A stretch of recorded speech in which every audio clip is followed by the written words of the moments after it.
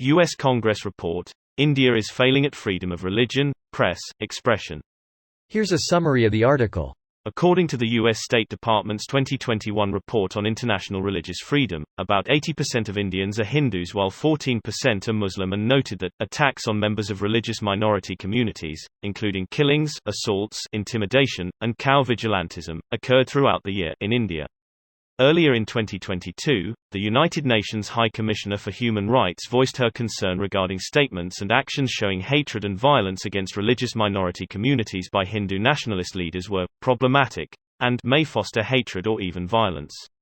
The CRS referred to the State Department's 2021 country reports on human rights practices that stated, while the Indian government generally respected press freedom in 2021, there were instances in which the government or actors considered close to the government allegedly pressured or harassed media outlets critical of the government, including through online trolling. This post received a score of 9,500, with an upvote ratio of 92%. Here are the top comments in response to this article. My countrymen need to learn how to accept criticism. If we deny we have problems, we don't improve. First step in an authoritarian country is to deny those problems exist. Second step, the problem can be resolved when the people raising the problem is dissolved. In Assad, this is more accurate than we'd like. A group of 8 men are wanted for smoking shisha and roosting chicken while on a boat in a state ruled by a gangster-turned-monk. They were doing nothing else. Just having low-energy fun. CR, India for more of such amazing news.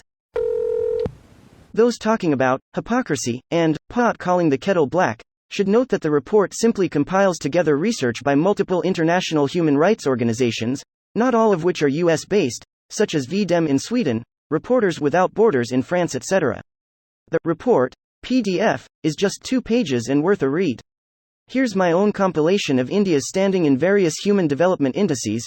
India's ranking is abysmally low in all of them, the kind you would expect from a troubled country like Afghanistan, not from the world's largest democracy. World happen. Only reasoned comment here at the moment. Not the guy with all the evidence. 2 interesting reports. Pew Report on Indian religions based on surveys of Indians which would shed some light. Pew Report 2021-1. Among Hindus who say it is very important to be Hindu, to be truly Indian, 80% also say it is very important to speak Hindi, to be truly Indian. Indians do not always agree about the nature of God. Most Hindus say there is one God with many manifestations, while Muslims and Christians are more likely to say, simply, there is only one God. But across all major faiths, the vast majority of Indians say that religion is very important in their lives, and significant portions of each religious group also pray daily and observe a range of other religious rituals.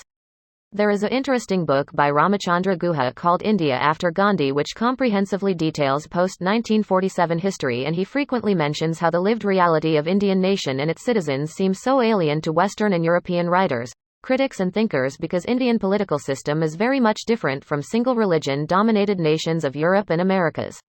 The caste system is abhorrent to human dignity, and yet it is still very much de facto even if it isn't de jure. Friend groups are of the same caste. Marriages are of the same caste. Most of your social work is of the same class. Oh, and what's that about higher caste people being promoted above equally qualified lower caste folks? Oh yeah, not much class discrimination at all. It's hard to have discrimination when you completely cut yourself off from other castes.